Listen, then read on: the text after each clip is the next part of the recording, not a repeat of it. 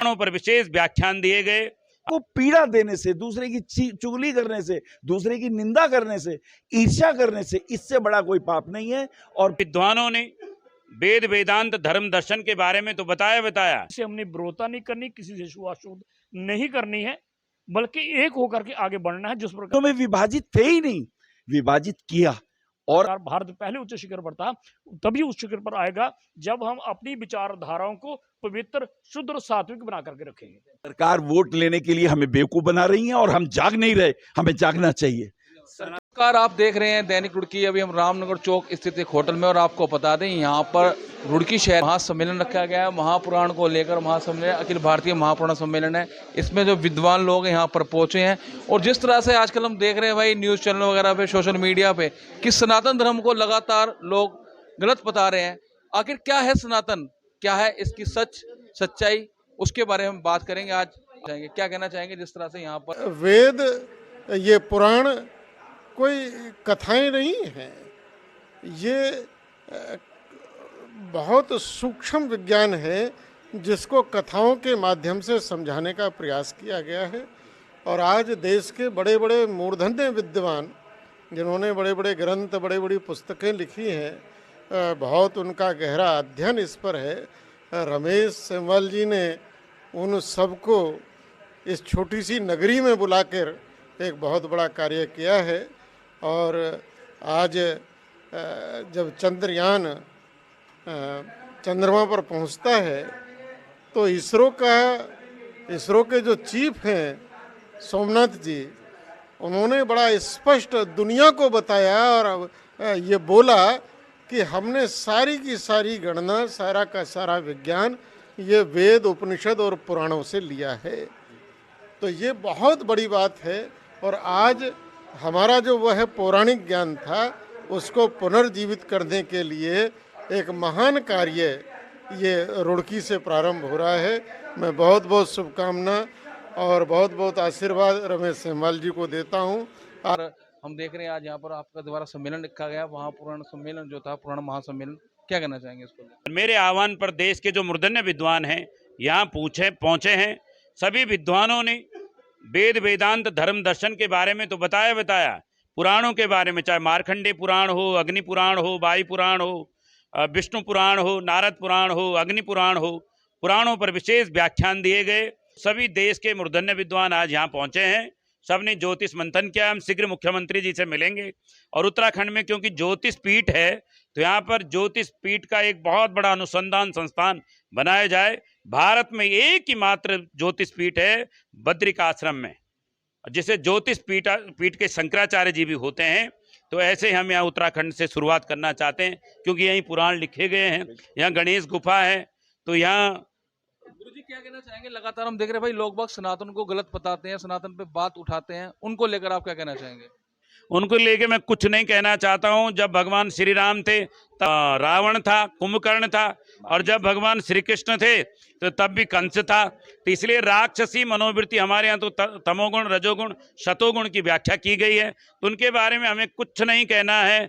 18 अक्षौणी सेना एक क्षण में नष्ट हो गई। जब भगवान श्री कृष्ण का सुदर्शन चक्र चलेगा, सब नष्ट भ्रष्ट हो जाएंगे और सनातन विजय होगा। क्या कहना चाहेंगे जिस तरह से गुरुजी ने बताया कि भाई काफी चीजों पर विचार विमर्श किया गया है, और ज्योतिषाचार्य यहाँ पर विद्वान लोग पहुंचे थे, किस तरह की रिसर्च की गई है आज यहाँ पर?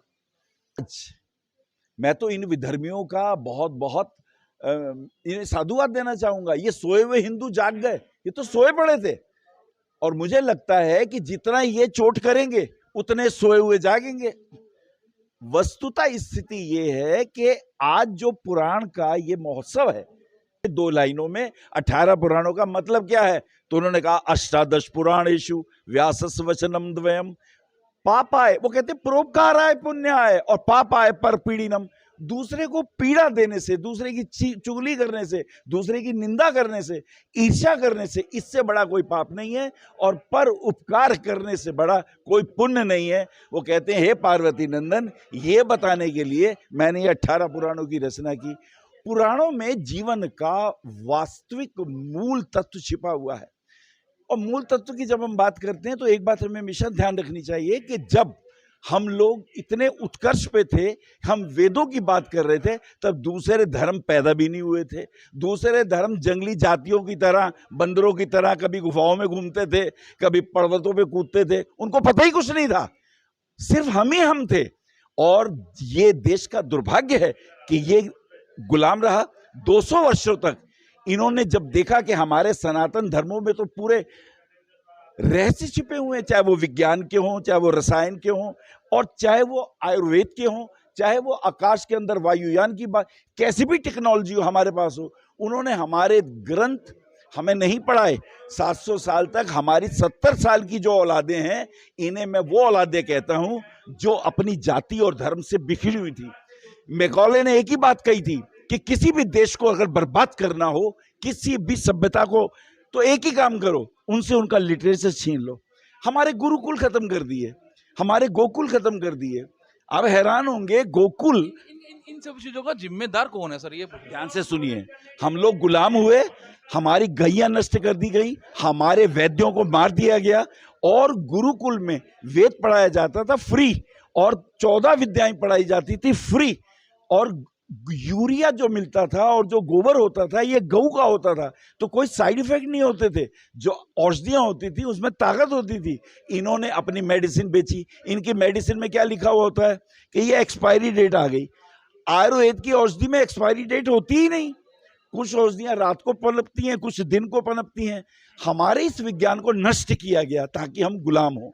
यही वजह है आज साउथ के अंदर। इन चीजों का जिम्मेदार यहाँ की सरकारें या खुद जनता ही है यहाँ की? ये पूछना। सबसे पहले तो सरकारें जिन्होंने वोट बैंक की राजनीति से आपको डिवाइड किया, आपको वर्ण व्यवस्था में बदल दिया, जबकि हमारे यहाँ वर्ण व्यवस्था है ही नहीं।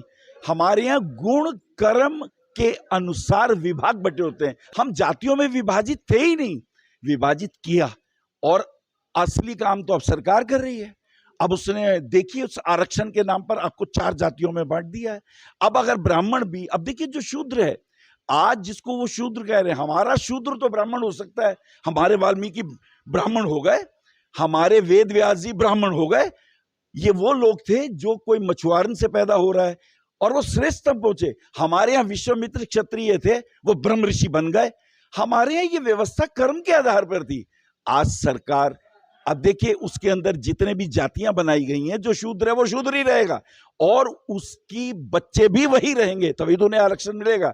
और जो ब्राह्मण है, चाहे कितना भी पतित हो, वो ब्राह्मण ही रहेगा। हमारे यहाँ गुण कर्म के हिसाब से ये सिर्फ दोषी सरकारें हैं इन चीजों को बदलाव लाने। सरकार वोट लेने के लिए हमें बेवकूफ बना रही है, और हम जाग नहीं रहे, हमें जागना चाहिए। सर क्या कहना चाहेंगे जो सनातन धर्म को लेकर छोटी सी बात? जो इन्होंने कहा बिल्कुल सही कहा है। वर्ण व्यवस्था जो है हमारे इस भारतीय संस्कृति का अंग नहीं है। अगर एक ब्राह्मण जो है, अगर वो शादी का मुहूर्त निकालता है, तो कम से कम 1500 इंसान हैं जिनको काम मिलता है। विवाह का मुहूर्त निकलेगा, पैलेस बुक हो जाएंगे, हलवाई बुक हो जाएंगे, सुनार बुक हो जाएंगे। फायदा किस किस को हो रहा है? सुनार को भी फायदा हो रहा है, और जो शराफ है उसको भी फायदा हो रहा है, जो चूड़ा बनाने वाला उसको फायदा हो रहा है, मेहंदी लगाने वाले को फायदा हो रहा है। सबको ही हो रहा है। अब क्या है रिसर्च निकल? देखो, ब्राह्मण को देखो, हमें जगाना है समाज को, हमें बांटना नहीं है, हमें जोड़ना है पूरे समाज सनातन को एक करना है। सनातन, हाँ, जितने हमारे जितने भी संप्रदाय बीच में हैं, जितनी जाते हैं, सनातन को बचाने के लिए क्या? हाँ, सभी को हमने एक मंच पे लाना है। किसी से हमने विरोधता नहीं करनी, किसी से छुआछूत नहीं करनी है, बल्कि एक होकर के आगे बढ़ना है। जिस प्रकार भारत पहले उच्च शिखर पर था, तभी उस शिखर पर आएगा जब हम अपनी विचारधाराओं को पवित्र, शुद्ध और सात्विक बना करके रखेंगे।